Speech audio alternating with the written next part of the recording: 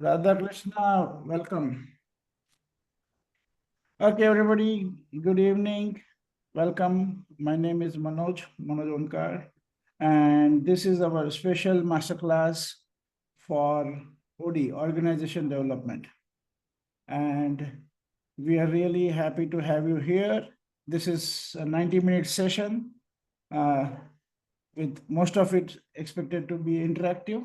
So the more you interact, the more value all of us generate out of it. I have with me my senior colleague, Ferdy D'Souza from UK.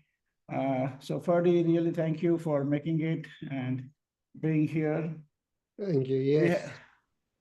and we have our current program participants, Adish and Sham here. And so thank you guys for being here, and everybody else, welcome. Thank you. Subrat, welcome. Thanks. We have Good a couple evening, of Mr. people. Omkar. Thank you for this. Welcome. So we have a couple of people from Ami Polymers participating here today. And yes, here is Bhaskar. Bhaskar, we were just talking about the team from Ami Polymers. And as I was completing my sentence, you came in. So you're now, you have to live for 100 years, okay? I was just waiting for news. Onkar sir, Bhaskar Sorry, is trying from apologies. last 15 minutes. Okay, Suresh, welcome. Okay, so Hi sir, how are you sir? I'm good. How are Hello, sir. you? I'm good. How are you? I'm good. Okay, you're I'm good. traveling, huh? Right. Okay, so let's begin, and uh, I'll share a little bit background about myself. Most of you know me, but still, uh, I have been into training and consulting, and my first assignment was exactly 30 years back. So I've been in the game now, and lost all my hair in that. And some people seem to get hair out of consulting, and like Ferdy, and I seem to lose hair. So that's fine. And if I look at my life, I would say there have been two parts. One is personal transformation, which has been at a personal level. I have been involved with landmark education and others, where we have worked on individual transformation, been a faculty at a national level for almost 16 years, and a faculty at a global level for another 4 years. And on a professional side, we have been into training, consulting since 30 years, right? So there is a background there. And then last 10 years, we have been into OD consulting, organization development consulting, and we have kind of stopped everything else, and we are only focusing on organization development consulting. Welcome, Vaidehi, Janisha, Vaibhav, and Kundan. Kundan, thanks for getting your video on. Thank you, Manoj. Welcome. Vaidehi, welcome.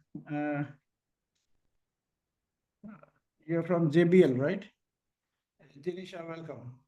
Everybody, if you keep your video on, it's better. We can interact, and that is always going to be more valuable. Right? Thank you. So I'm just introducing myself, and in short, been there in this game for 30 years. In the last 10 years, we have been dedicated to organization development consulting.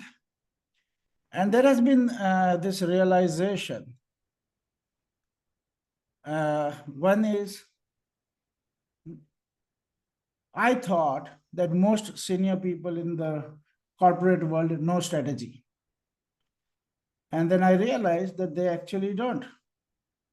And they do a lot of stuff under the label of strategy, but they really don't have the mastery on strategy, what is expected. And then we also realized that for transforming organization, there are multiple elements, and they're all separate, not available as one condensed set. So what we did is all the technologies that we were using in our consulting to help organizations transform, we put them in a 6-month package where people can learn it and apply it in their organizations.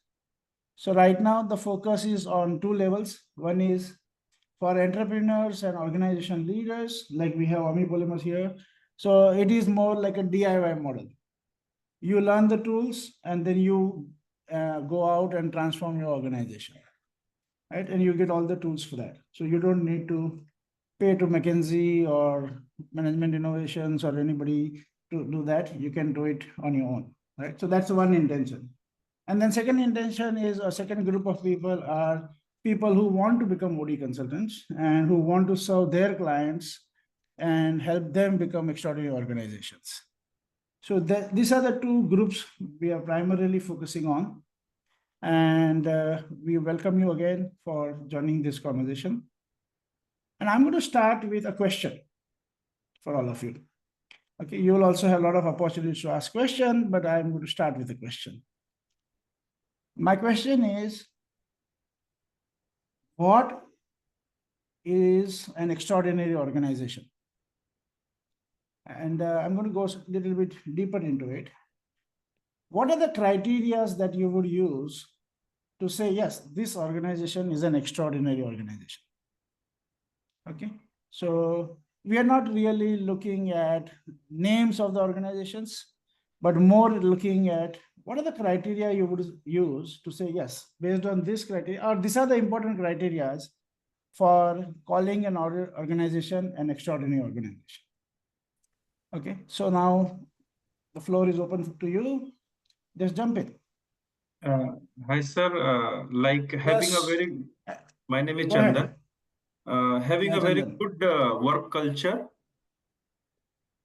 Okay, so good work culture. And of course, you can later on add in some more elements of what you mean by work culture. But right now, to start with, that's good. Thank you. And then somebody else. So the work culture, just to add to it, and Yes, Manoj, I'm Rishi. really sorry. No problem. I just met with an accident, so my Oh, leg is fractured, and I'm in the right now, in the hospital, not yet discharged. So I'm not putting on my video. I'm really sorry for that. no problem. Thank you Uh, for still joining. When did you have the accident? Yesterday, Wow. yesterday, So you yeah. come from all over from Bombay, you come and settle in Ahmedabad and have an accident, huh? Yes. Welcome to Ahmedabad. Okay, so Yeah, just to yeah. add to Chandan's Hope it is point, not bad, very bad. uh, so just to add to Chandan's point, the primary, when we look at the differentiating organization or that, the organization which you can say, yeah, this is the good organization to work with. Work culture, along with the values, which are, imbibed in the that entire work culture, and the leadership team of that organization who is actually demonstrating the values work culture. That's something I think that's the very important thing. Also, when we typically look at any organization, we try to look at the LinkedIn profiles of the leadership team and the second in line, and typically that's where something, which tells us the pedigree of the overall organization, and also the number of years people are attached in the organization. That's something, Right. which like the organization is encouraging the talent pipeline building, probably the learning opportunities, internal growth opportunities, what we keep on talking. So that's a nurturing, again, comes into the picture. So I feel these are some of the, top differentiators what I would look at. Okay, great. Thank you very much. Thank you. Avraj, welcome. And okay, so what we are doing for the people who just joined in, we are asking you a question. What are the characteristics that you would look for to say, yes, these are the characteristics which determine an extraordinary organization, or this is what qualifies an organization to be considered as an extraordinary organization? Okay, a couple of more, and we're not going to have everybody share, okay, given the time concern. So if a couple of people just jump in and share, that would be great. And if you don't want to share, like you can't unmute and share, then you can also put it in the chat. But if you want to share, that's great. Go ahead. Who's going next? I have one more, sir. Like Yeah. generating an extraordinary leader. Okay, great. Thank you. Kundan? Yes, thank you for the chance. So, Manoj, I think organization by its name says if any organization is capable to organize or orchestrate harmony between the internal and external processes, making sure that there is profitability, I think that's an extraordinary organization for me. Okay, cool. Thank you very much, Kundan. Somebody else? Jump in. Maybe. Yeah, Subrat. Can I try? Thank you, sir. Organization which is not ordinary, organization where people feel belonged to, where Okay. people feel entitled, where people do not come to a office but come to a place where they spend majority of their life in and enjoy Right. doing that day in, day out. Okay, brilliant. Brilliant. Thank you very much. Thank you. Okay, one more person. Somebody said something on the chat. Okay, let me see. No, I think it may be. Who implementing the best practices for best operational excellence. Right. Okay, so that was Chandrakant. Chandrakant. Okay, great. Chandrakant, thank you very much. Hey, Simran, welcome. Okay, so let me, so this is all great. And this is a topic where you can never end. It's like there are so many multiple dimensions involved here. And of course, one is, I think some of you started looking at it from an employee perspective and a leadership perspective. And then you could also look at it from a customer perspective. You could also look at it from the society perspective and industry perspective. So there will be multiple dimensions involved. And I think we have to keep expanding the game. Let me just look at a way that, let me share what we looked at as one possible approach. Okay.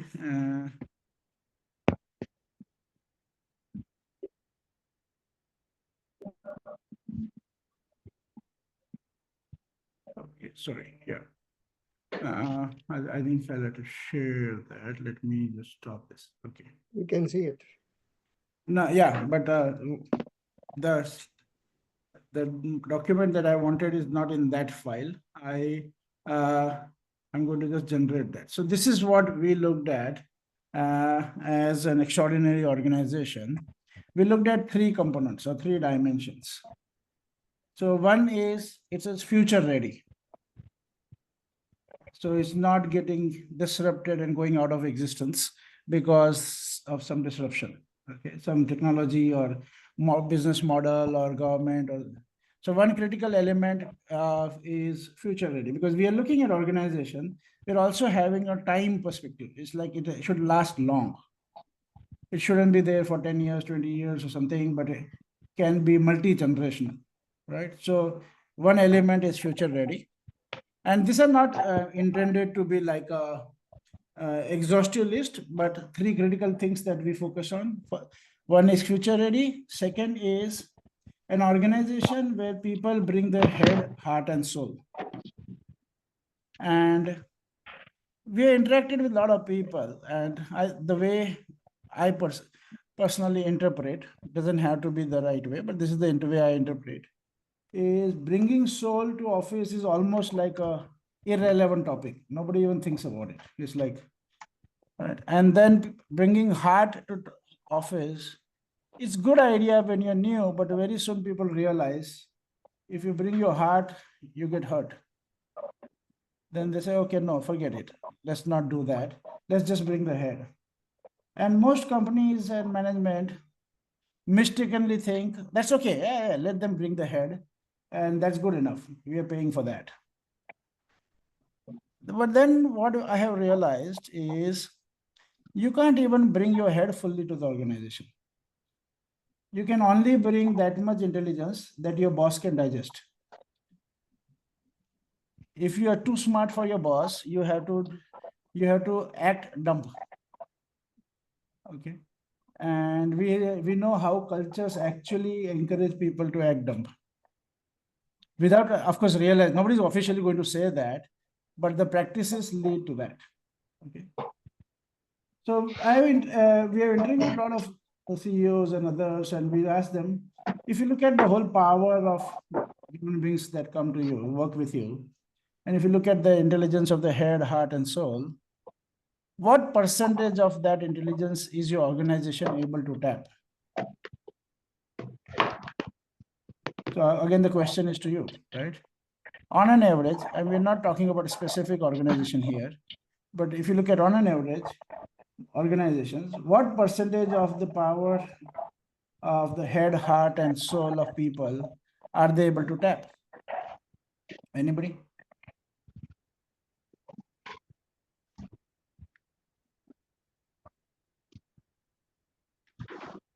Don't worry. 10%, less than 10. 10%, less than 10%.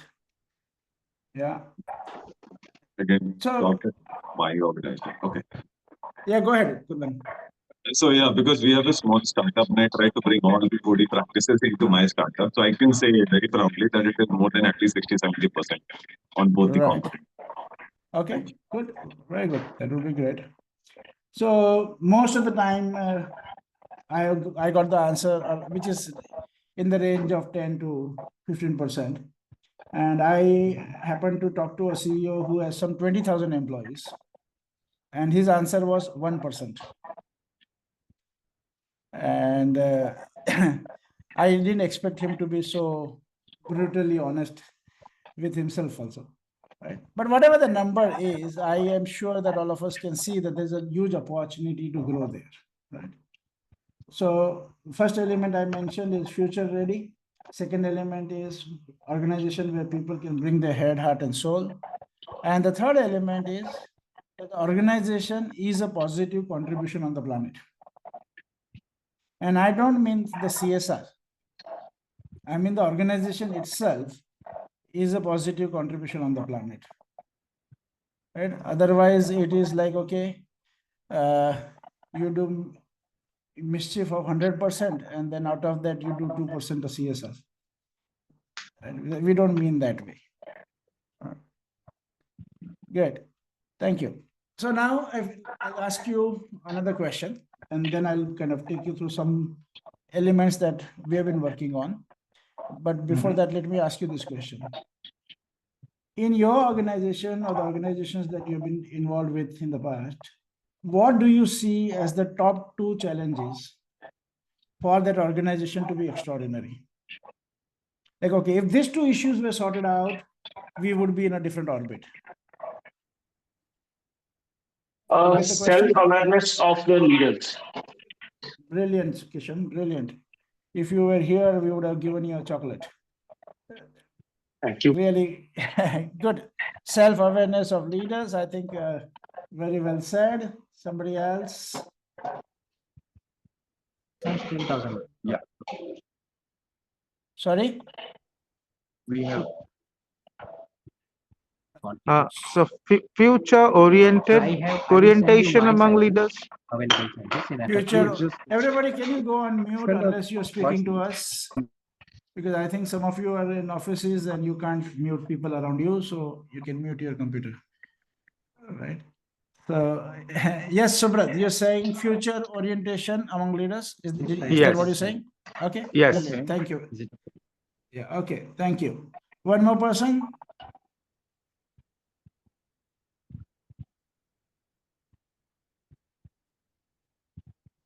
Avraj, you want to try? See, on a broader word, if challenges, if you talk about the challenges, people are not aligned to the single goal. Okay. People are not aligned to the single goal. Okay, perfect. Thank you very much. Great. Now, I did say this was you're the last person, but anybody wanting to share, this is like final. Okay, last chance. So, Manoj, one more point here. Yeah, Kishan. many organizations claim that they are driving the feedback mechanism, which is this 360-degree feedback. Right. Unfortunately, the organization or the individuals are not mature enough to give or accept the candid feedback. Right. Very good. Got that. Kishan, on a lighter note, as you were speaking, the thought crossed my mind. No, I think it's your misunderstanding. 360-degree means you have to just keep rotating.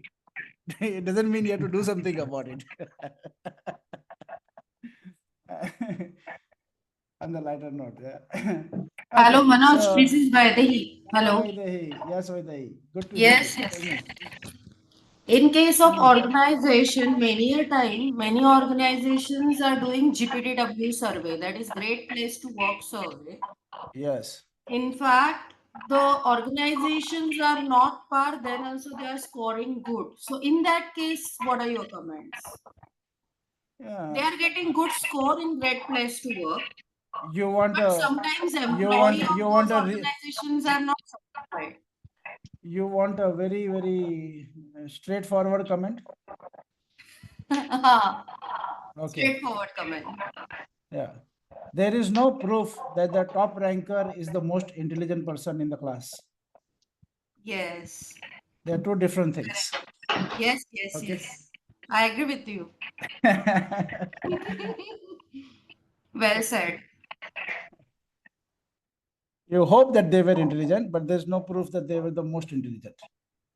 Okay, so we are looking at OD, and from all the work that we've been doing and research, we have identified 5 pillars which are critical for organizational transformation. And I would encourage you to make notes if that's possible for you. And we will send you a brochure in which these elements are captured, but still there will be some elements that you can capture as we discuss. So the 5 elements that we talk about as the pillars for OD, first is leadership transformation. Second is culture transformation. And we're going to go through all these 5 in depth today itself. Okay. But so leadership transformation, culture transformation, competitive strategy. Fourth is execution, and fifth is talent management. Since we work with CEOs and top management, we are looking at it in this sequence. Some people say, oh, you should look at it in some other sequence. And for the audience that they work with, that might be appropriate. But doesn't matter. The sequence in itself is not critical. The 5 elements are what we are focusing on. Of course, you would also have additional things like sales and innovation and customer service and all that. And they are valid, but for us, they are in a way not the pillars.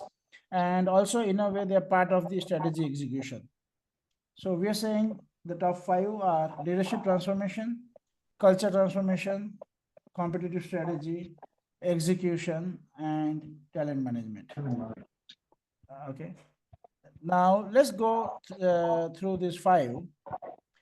So again, I'll ask some questions and I will respond what we also think on this. So everybody, first question for you. What is the role of a leader? And if there was only one answer, okay, so I know you could write 10,000 pages on it, with some Google search. Don't want that. Just one answer. What's the most critical role of a leader? One line answer. Most critical role of a leader. To create more leaders. more leaders. To create more leaders. Okay.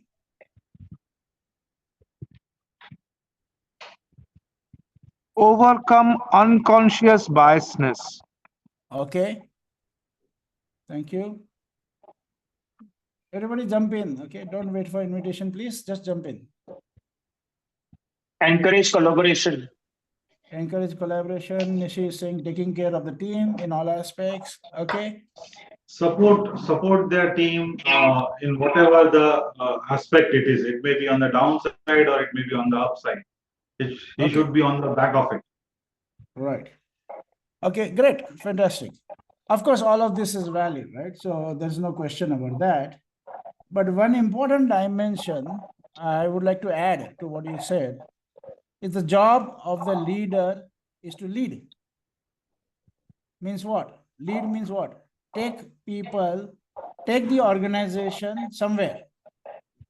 Where? To a brighter future. If whatever you do, if it doesn't take the organization to a brighter future, and if it doesn't ensure a future, right, then whatever else you do isn't sufficient. Right? Now, of course, there will be 100 parameters on how you do that. But my point here is first critical role of a leader is to ensure a future for the organization and ensure a brighter future for the organization. All right. Now, how does one do that? So if you want to make sure that the organization has a brighter future, what is the one thing that the leader has to do or the leaders have to do? Again, a question for you. If your job as a leader is to ensure that organizations have a bright future, what is the one thing that you have to do as a leader? Have a vision. Have a vision, okay. Have smart goals for yourself goals. and the team. Okay, good, thank you. Some people are not speaking, waiting for invitation. Just jump in, please. Inspire Jinisha, the people. everybody. Inspire Always have a strategy. Always have a strategy. Okay, thank you. Direct and guide the people in the right way. Connect and guide the way. Okay, very good. So again, everything is valid, but let me give you bad news. Okay, ready for some bad news? Yeah. Yes. Some of you know me, then you know that's what to expect, right? Okay. So the bad news is the leaders, for ensuring a future, they have to die. What does it mean? Die not physically. That's not going to ensure a future. Making oneself redundant. More than that, this is slightly different in context in which I'm using it. As leaders, we have to give up the attachment to whatever we know, to our success formulas, to our strategies, to our methodologies, to our ways of working. Basically, attachment to the past, right? Because whatever has got us success here is not going to take us anywhere future. And it is obvious, I think it's not required to be said, that every industry is going through disruptions or will be going through disruptions very soon. And I don't think any one of us can say that 2035, our industry will look similar as what it is looking right now. Anybody betting for that? You willing to bet that 2035, your industry is going to look similar? No.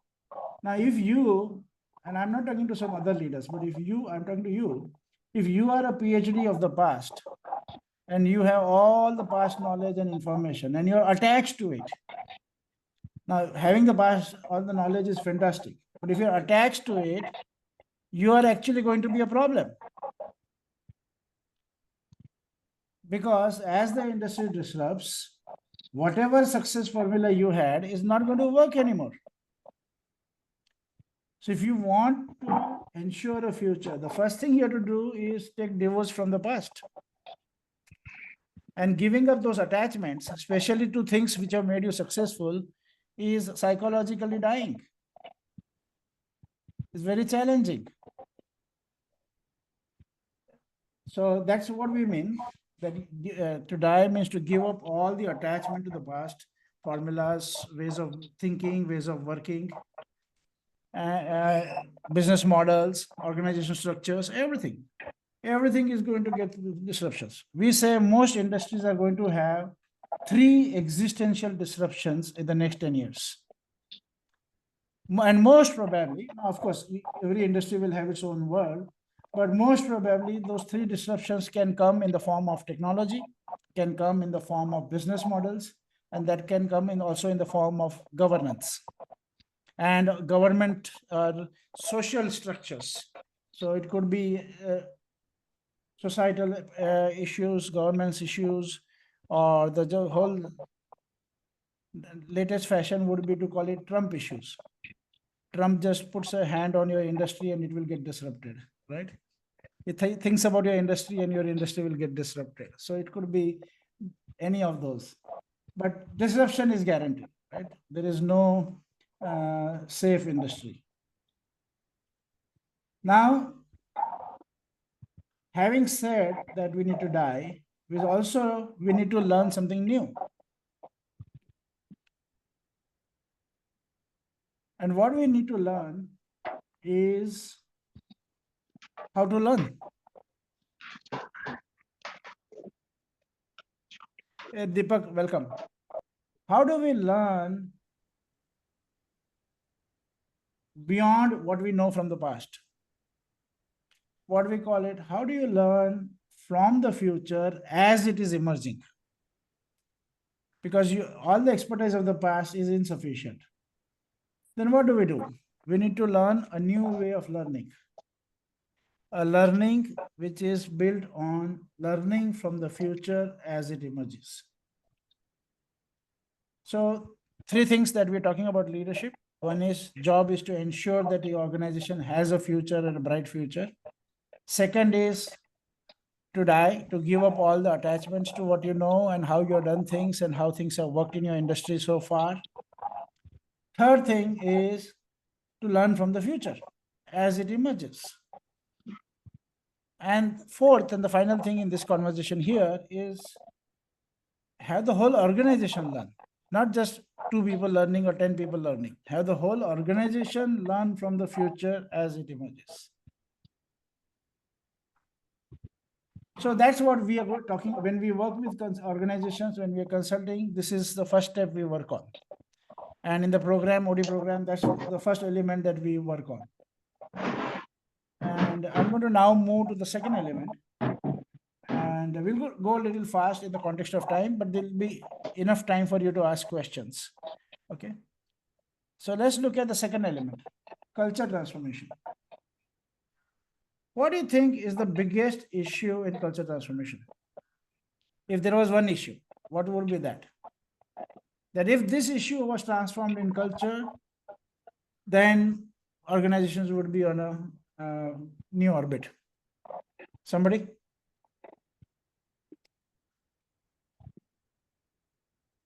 Continuously investment in the safe space. Investment in the? Creating safe spaces. Safe spaces. Okay. Thank you. Somebody else? Mindset. Mindset. Okay.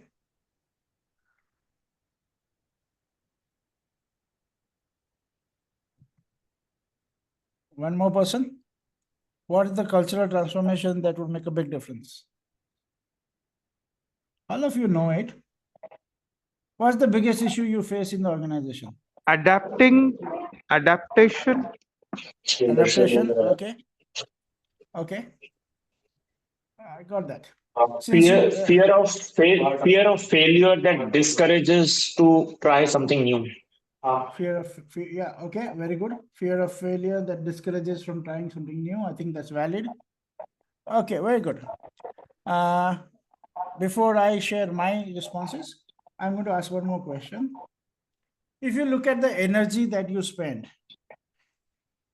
to make something happen in an organization, so there are two wars that are happening. One is outside in the marketplace. You want to succeed, so you have to play with people outside, and then you have to also to deliver something there, to promise something there, to make something happen in the market. You also need the support and the alignment of the people inside, right? So that you can say very badly there are two wars. One is a war outside and a war inside. Where does it take more energy? Inside. Inside, of course.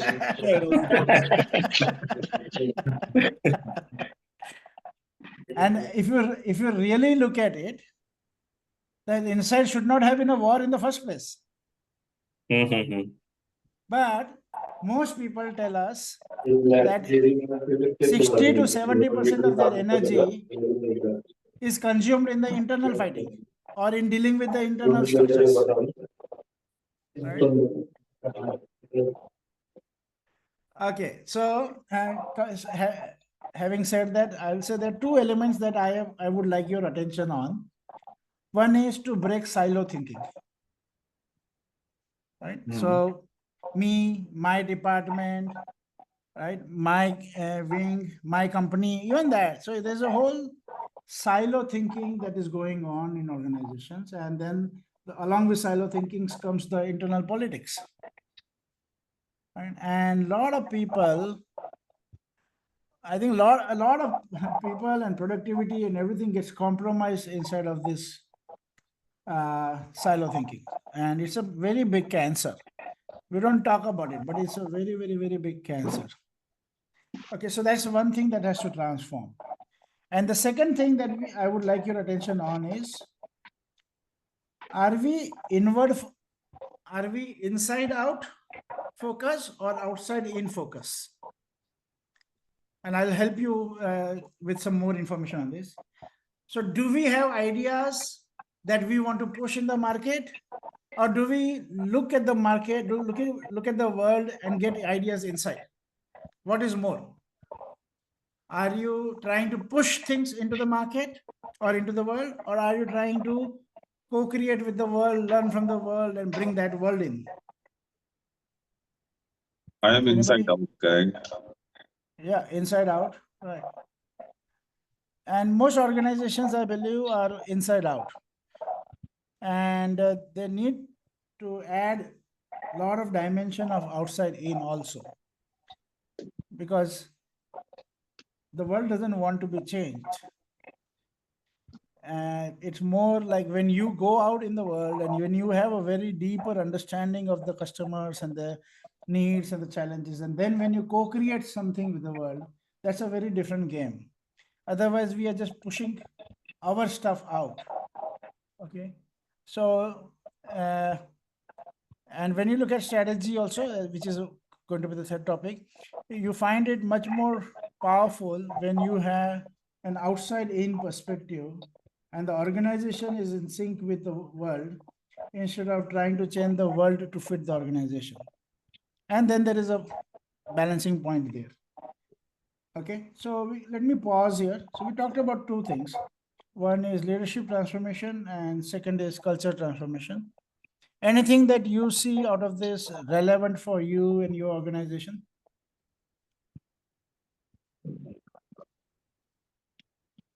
Yes, cultural transformations relevant. Okay, thank you. Somebody else?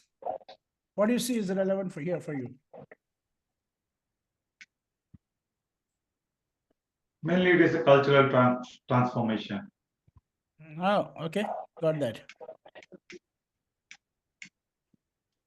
You don't like the leadership transformation part, Avraj? No, definitely you want, but you what is don't want current the situation? you don't want the leaders to give up their attachment to their pet formulas and theories and ways of working. Just pulling your leg, okay? Nothing. Okay. Yeah. Okay. So before I go ahead, any questions for you from whatever we discuss? Any questions or ifs and buts and something that you want to discuss here relevant to this conversation? Go ahead.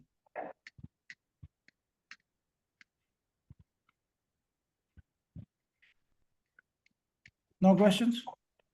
No. So that means, what does that mean? All of a sudden we have perfect communication happening here. Okay, so let's go ahead, and you can always ask questions as you whenever you feel like. The third thing that we want to talk about, the third pillar. What is the third pillar? Somebody? Competitive strategy. Okay. Fantastic.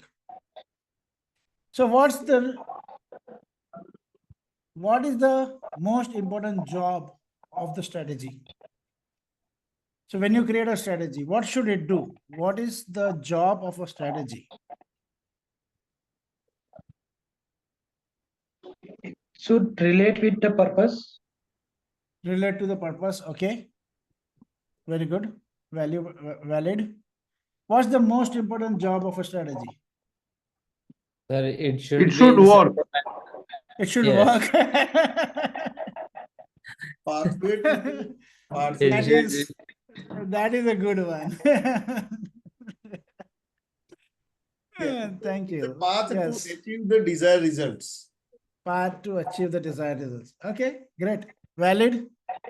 I'll Yes, add one more sir. dimension to think. Okay. Consider the job of the strategy is to make your organization unique in the eyes of the customer. If it doesn't make you unique, then it is not good enough. It may be good, but not good enough. Now, why is this unique important? If your organization is not unique, then it is what? Then it is a me too. Right? If it is not unique, it is a me too. And now in the language of strategy, a very bad word, I'm going to use that. If you are a me too, then you are a commodity. And commodity is the 4-letter word in the world of strategy. What happens if you are a me too? You are easily replaceable. The customer doesn't have to worry if you are there or not. There is your replacement easily available. Now, if you are easily replaceable, do you think it's easy to get a premium for your products and services? No. And mostly what will customers do? They will use that to get the best terms and conditions from you, to get the best prices from you. Because they will always say, oh, somebody else is also there.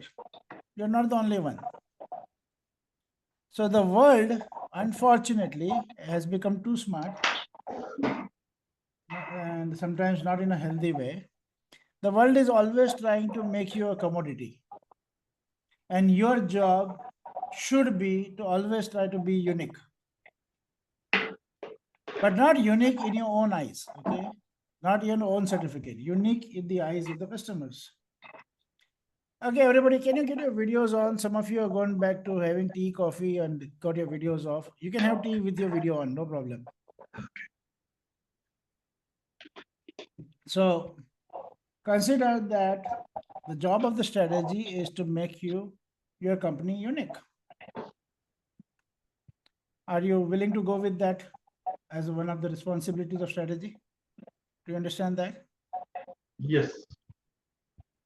Okay, thank you. Now, what is strategy? So if you, in a simple English, strategy is a set of choices. It's a set of interconnected choices. Now, what is the most important decision in the world of strategy? Or what's the most important word in the world of strategy? It should be a long-term game. Long-term game. Okay, very good. So somebody else? What's the most important word? It's a very short word, okay? And Adesh, you are not going to respond.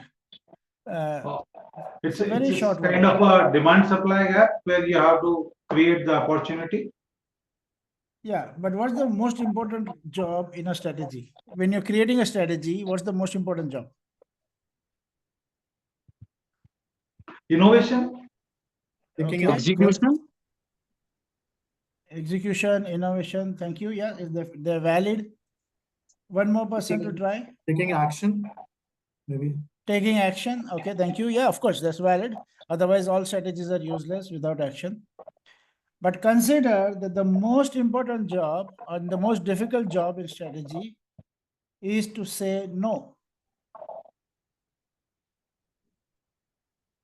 No to a lot of good ideas. So what is strategy about? Strategy is about saying no to a lot of good ideas, so that you can say a meaningful yes to one idea.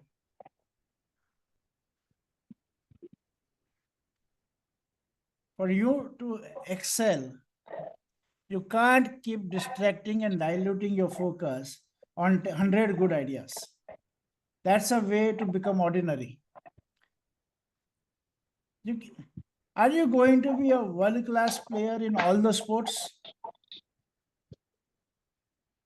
No. To become a world-class player in one sport itself is a huge challenge. Right? But the way we do business is we try to become world-class player in all the sports, right? So then we remain society level players. Yeah, in society you can play football and cricket and everything, but to become world class you have to choose, right? So consider that the important part of strategy, very important part, and not appreciated, because it's emotionally challenging and it's intellectually also challenging. You need some real deep research to say, yes, we are going to go with this and not with this. Even though both ideas are good, this is the reason why we are going to go with this idea. And we're not going to go with the other idea. So it's an intellectually challenging game, plus emotionally challenging game. Because you're taking the risk. You're saying, okay, I am putting my eggs in this basket. I am going to go here and I'm going to build something extraordinary here. So it is a commitment. And commitment is sometimes emotionally scary. But consider that without creating the discipline of saying no to a lot of good ideas, so that you say a meaningful yes to an idea, you can't have extraordinary competitive strategy. You can't be, so I'm going to say it in a bad way again. I said this in the recent workshop and they really understood it. So I'm going to use that. I said, you have a choice, either be the god of one thing or the dog of everything. You have to choose. Okay. And most people don't want to say no. Can we not also do this? Can we also do something here? No, why about this also? No, this is also a good idea. It is very, very challenging emotionally and intellectually to say no. And ultimately, Manoj, what happens? can I take 2 minutes just to counter it? Don't counter it, because that can take 2 years. Okay. Okay. There is enough in the world trying to counter it. Okay. But it will take more energy to stay with it, and kind of, you don't have to agree to it, but just think over it, reflect on that, right? Yeah. Now, once you choose one, then you go deep. It's like the option is 1 mile wide or 1 mile deep, right? And so strategy, let's repeat. First, the most important job of a strategy is to make your company unique in the eyes of the customer. Second is, what was the second element that we talked about? Sham? Sorry, Manoj. Okay. Anybody else? Transformation. Or did we just cover the 2 parts, right? So, yeah. So, being unique, and the most important job is to say no to a lot of good ideas, right? Third, somebody else had mentioned, I didn't say it, but it's also valid. It has to be long term. So again, I'm going to say something here. See, just use it as a way to understand the concept. Don't get stuck to the example. But consider strategy is like choosing your religion. You don't change your religion every quarter, do you? Oh, now in this religion, this festival is coming. I like this festival. So this quarter, I'm going to be this religion. Next quarter, oh, this festival is coming. I'm going to be in this religion. No, you don't do that. Right? You choose one religion and stay with it for a long time. Strategy is like that. So there are certain strategic choices. We talk about it in the program, and you choose them, and then you have to be at that. So to give you an example, again, so let's say Mercedes is in a strategic positioning of being a technologically superior car, right? And then somebody from the some other mindset will go there and say, no, technology superior and all that is good, but it has to be a mass car. Everybody should be able to afford it, right? And they start going in that direction in the next. So 1 year you are in one direction, 1 year you're in another direction. Very soon, what's going to happen?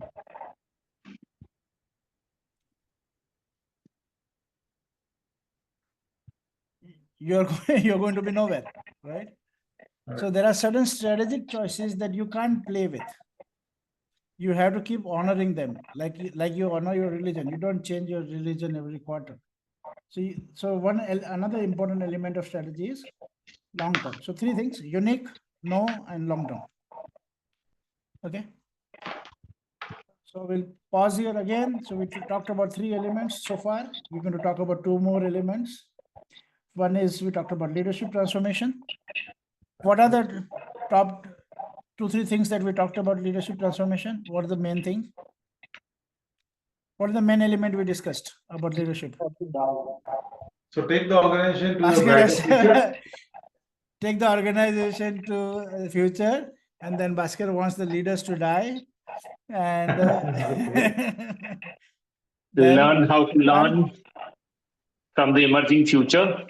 Learn from the emerging future. And have the whole organization learn. The whole organization also has to learn from the emerging future. Okay, perfect. Thank you. Then culture transformation. I think we talked two elements there, right? What are the 2 elements of culture transformation? Break silo thinking. Silo culture. Yeah, and second? Inside out or outside? Yeah, move from inside out orientation to an outside in orientation. Right? Yeah. Understand the world much better than what we do now, instead of just trying to change the world. Okay. And then we looked at strategy, and we just covered that. So what's the job of strategy? Should be unique. Unique to customer. Unique in eyes of Yeah, to show up as unique in the eyes of customers. Yeah. Right. If you ask any company, right, it is likely that they may say, yes, we are unique, but that doesn't count. No, it is what the customer says that counts. Okay. Otherwise, all of us can say we are unique. No, like Vinay, my friend, can say, oh, see, I am unique. All of you are wearing different color shirts. I am wearing a different color shirt. I am unique. Right. So that's not enough. Right. Customer has to say you are unique. Hi, Vinay. Welcome. That was my way of welcoming you. Okay. Thank you, sir. Okay, so first is unique. Then what's the most important and most difficult job in the world of strategy? no to ideas. Saying no to a lot of good ideas. So not saying no. Saying no is easy. Saying no to a lot of good ideas. And saying no is easy. Saying no to good ideas is where the challenge is. And third element of strategy is long term. Look at choosing strategy as choosing religion, not a flavor of the month conversation. Okay. So let's move on, unless you have a question. Yes, sir. Okay. Yes. Suresh, you have a question? No. Okay. So the next thing is execution, right? And in execution, we want to look at a couple of elements. What are the problem in execution? I think somebody said it in the earlier part of the session. I will say it in my words. Everybody playing one game, right? Somebody said something to that effect, that people are playing different games, right? So one element of execution is the whole organization needs to be playing one game. You can't have football in one corner and volleyball in another corner and boxing in third corner and everybody deciding what their own game, right? There has to be one game in the organization. And unfortunately, it doesn't happen that way.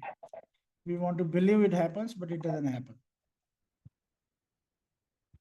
Then the other element is the corporate strategy, the departmental strategy, the individual people's KRA, PMS, and talent management. Everything has to be in sync.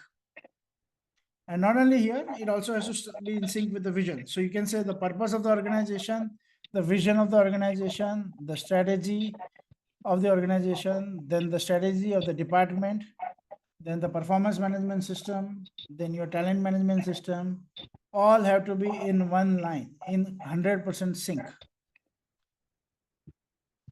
Mostly what happens is each of these elements is driven by different leaders. So not only they are not in sync, they are on different planets. The team which is working on strategy has got nothing to do with execution. I was talking to a CEO recently, 1 month back, and I was talking to him about this leadership and culture transformation. He says, no, I have a team for that. My job is only strategy. And I was like, how can I kill this person on phone? Like, I'm like, what can I do with you?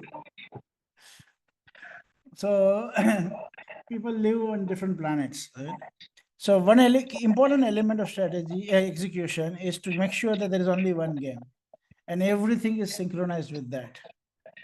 Okay, so I'll leave it there right now. Anybody else has any question or or you want to say what is the biggest challenge you face in execution in the organization?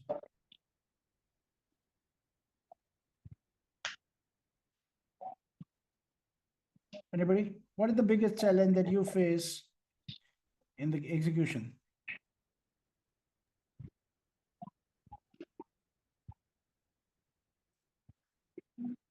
Kundan? Yeah, for me it is prioritization, and then Okay.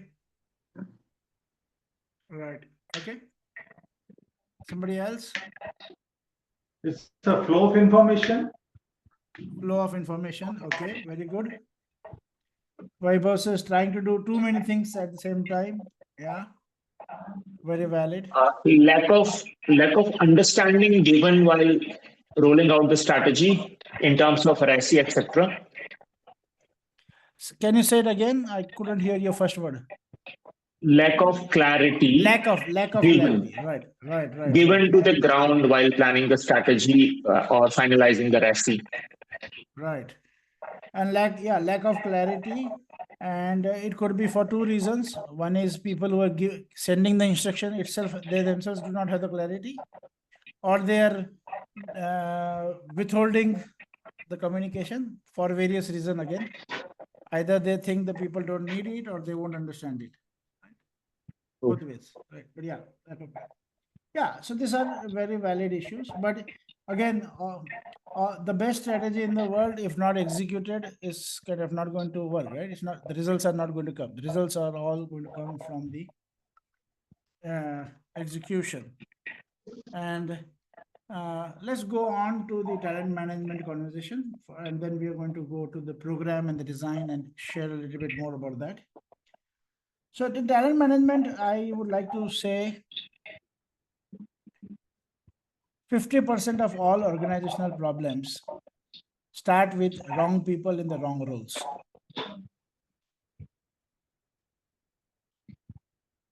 Do you agree?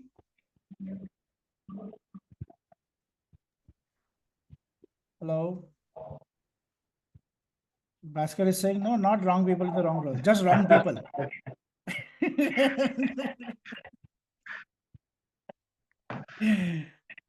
Right, Bhaskar? Agreed. Okay, but somebody else. Are you getting what I'm saying? Like the biggest challenge is having wrong people in the wrong roles. Okay, and so let's look at what are the dimensions here. And I know some of you are connected with HR or part of HR, and you may not like what I'm saying. But consider that the foundation of all talent management is competency framework. And the foundation of competency framework is job description. And most job descriptions are 50% complete if you are generous. Okay, so how many of you work with job descriptions? You've seen job descriptions, you make one, right? Vinay, don't say no. When you want people in your team, you have to tell Bhaskar, no, that this is the job that we want to recruit. Job description gets changed every time, sir. I mean, a lot of new things come on. So consider that since the job description is not accurate, you can't get good people, and don't blame Bhaskar for that. Okay. Thank you for your support. But so let me ask you, how many job descriptions you have seen which actually include things like the challenges in this job?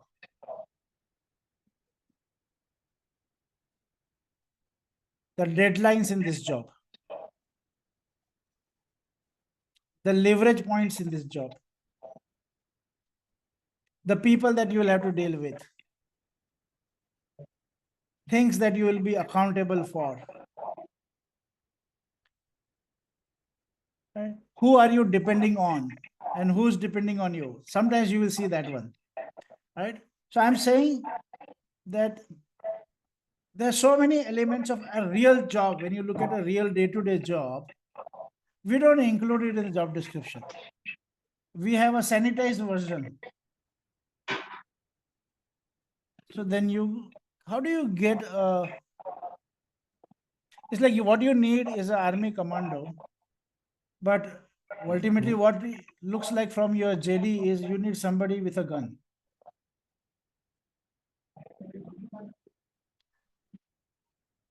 Okay, so, and then that's just the starting point, and then of course there's a whole world of competency frameworks and all of that. But I just say that talent management is one of the biggest weak links for organizations, most of the organizations. And I don't even get me started on recruitment. Okay, that will take another half an hour just for that topic. Okay, so what we are doing in this program is we are actually getting people, all of us, through the 5 elements, mastering each of them, and in practical purposes. So it's not like you learn the theory, but you actually, it's like in the first weekend. So okay, let me tell you the structure first. So 6-month program, it has a monthly 1 weekend and 3 coaching sessions. So weekend is like 2 full days, 8 hours each, right? So 16 hours. So you take up some elements out of this in first weekend, you learn, you apply, and then you have 1 more month to practically implement it in your organization. And as you implement in your organization, you have 3 group coaching sessions, like once a week, with hands, wherein you get all the support that you need to implement. Then building on that, you come to the next weekend and you learn new dimensions to it. Again, go back and apply. Okay. And like that, so we have 6 weekends, and after every weekend, there are 3 group coaching sessions to help you apply what you have learned. And all the discussions would be completely practical in your company kind of things, how you want to implement in your companies. Now, as I said in the starting, either you would be an entrepreneur or an organization leader, so you have a place where you can implement it, or you would be a consultant and you would implement it in a client company. Right now, some people who have joined our courses have come with a dual agenda, like they are working right now as an HR head, or they're working in the L&D, and they're looking to, in the future, 2 years down the line, 6 months down the line, want to be an OD consultant. So they do it. They use their current organization as an implementation ground, and then they kind of also start developing themselves to be able to be a full-time OD consultant. So it's a 6-month program, and after the 6 months, you become part of the community. We are building a community of OD professionals who are trained in this. Initially, you got to get trained, but then you become part of the community, and then you there will be many more roles that you can play with. Like you can become a coach in the other programs. You work with other consultants in different initiatives. So then it becomes a lifelong opportunity to build yourself. Okay, so it's a 6-month program, 6 weekends, 18 classrooms, 18 group coaching sessions, plus additional one-to-one coachings as required. So there are no restrictions for that. It is on request. So that is the whole structure. And the next batch starts in April. We all done already 3 batches. The second and the third batch are on right now, and second batch will be completed soon. And I told earlier, Adesh and Sham have been part of that batch, and the next batch starts in April. Okay. So, and this, whatever we are training you, this is something we have been using in organizations, and I just want to share one thing. We used it for 3 years in an organization in Thailand, and it was a 60-year-old. It's a 60-year-old company, 3rd generation entrepreneur, and it got complete turnaround. So much so that 1 year after the assignment, they got awarded by their prime minister as the best managed small and medium enterprise. And now their organization has become a celebrity, and the CEO, I see him half of the time coaching other industries. And they have got, like, one of the things that they took on is to actually transform their product portfolio over and above other things. And I can see that every now and then their updates are there on the new products they are launching, plus how they are being kind of being responsible in the society, and all those elements that we looked at. We can see this even now after 3 years of our assignment being over. We can see their updates are completely in sync with that, because they have internalized it, and they're now they are in a DIY model. Right. So yeah, that's it. And the tuition for this course is 3 lakh rupees. Okay. And if there are group participation, more than 5 people, then there will be the different benefit out of that. So let me pause here and take questions about what we discussed, or questions about the course. And if I'll also going to write down my WhatsApp number here. Some of you already have it, but I'll write down my WhatsApp number. If you send me a WhatsApp, I'll send you the updated brochure also. By the way, you might have also received brochure along with your calendar invite. Right. Okay, so questions either about what we discussed or about the course.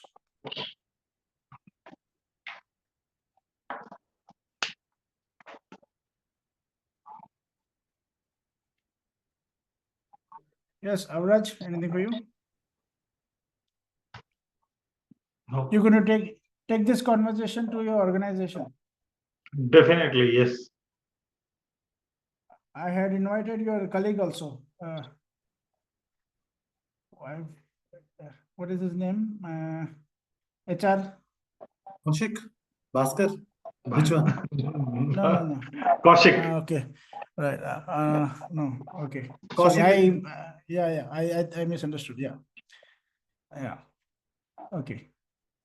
No problem. I misunderstood something here. Yeah. Okay. Okay. So, yeah, Bhaskar is all there. All of you are here from Army.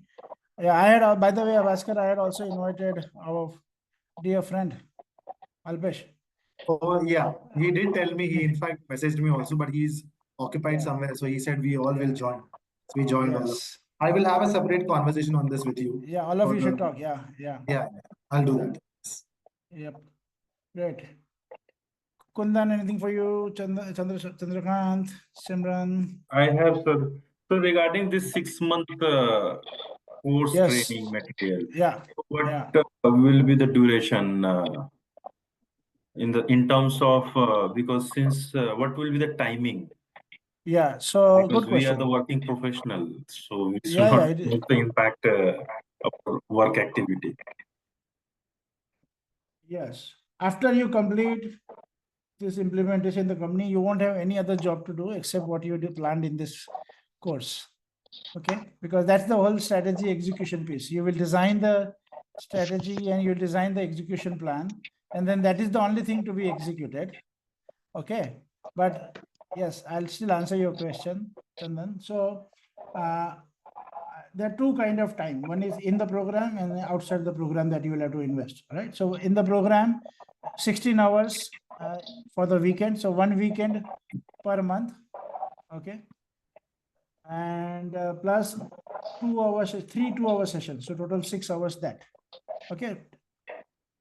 So you understood, Chandan? One weekend and three sessions of 2 hours each. Okay. Like once a week. Okay. So Once that in a is week. yeah. So that much you are investing every time in the program. Okay. Understood. Plus we are expecting you to invest 1 hour every day in thinking and acting, working on whatever has been discussed. Because this has to be put into action, right, in your organization. Right. So we want you to plan 1 hour of time. Sometimes it will be reading, sometimes it will be taking some action, but you should budget investing 1 hour every day. Understood. Understood. Right? Because it's not just theory, no, it's all implementation. Right? Correct. But it is not outside our work. That is part of the work. You will find it is very much in sync with the work. Actually, this is the work that will get you your promotions.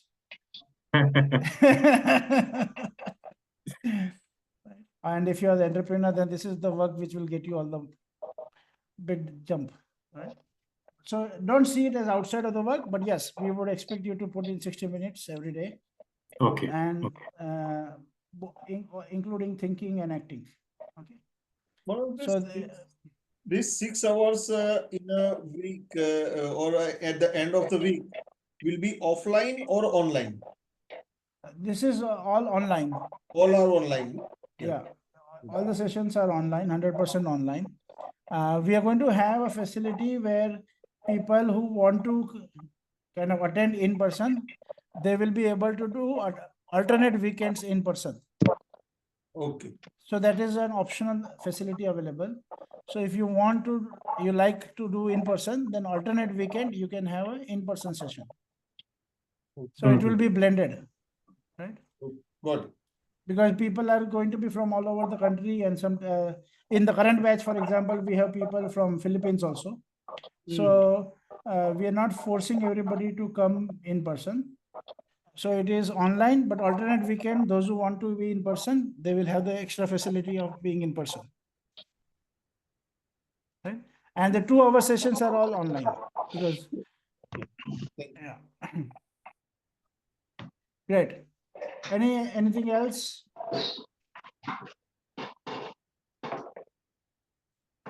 Kishan, anything for you?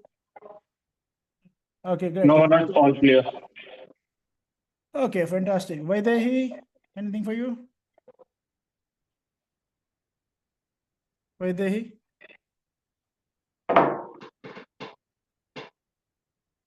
Okay, great. Radha Krishna, we could not see you.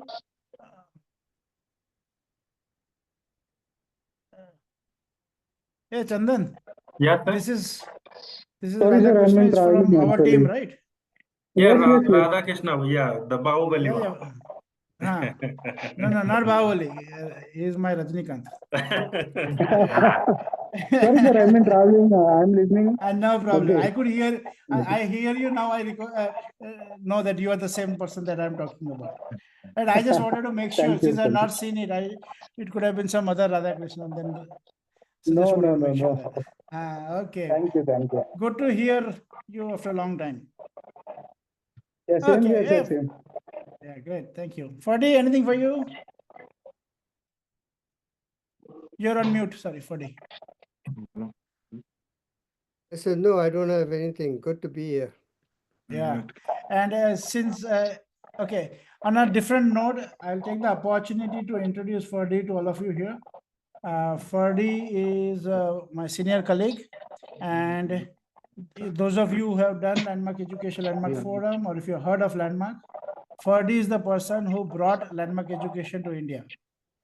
Okay, so he is the father of individual, he's the father of personal transformation in India. Unfortunately, 15 years back, his wife kidnapped him and took him back to UK. So now he is settled in UK. But before that, he caused enough transformation in the country and created that whole organization here. So thanks, Ferdy, for being here. It's my privilege to have you here. Everybody, thank you very much. Loved seeing you and interacting with you. And we're looking forward to your participation in the program. You would have received the brochure with the dates and everything in your email along with your calendar invite. But if you send me a WhatsApp, I'll send you the brochure again. Also, just hang on. Let me see if I can actually also share the brochure here itself in the chat. Okay, just everybody hang on for a minute.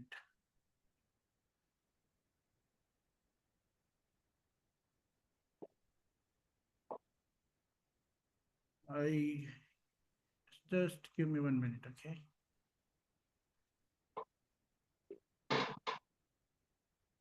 So then,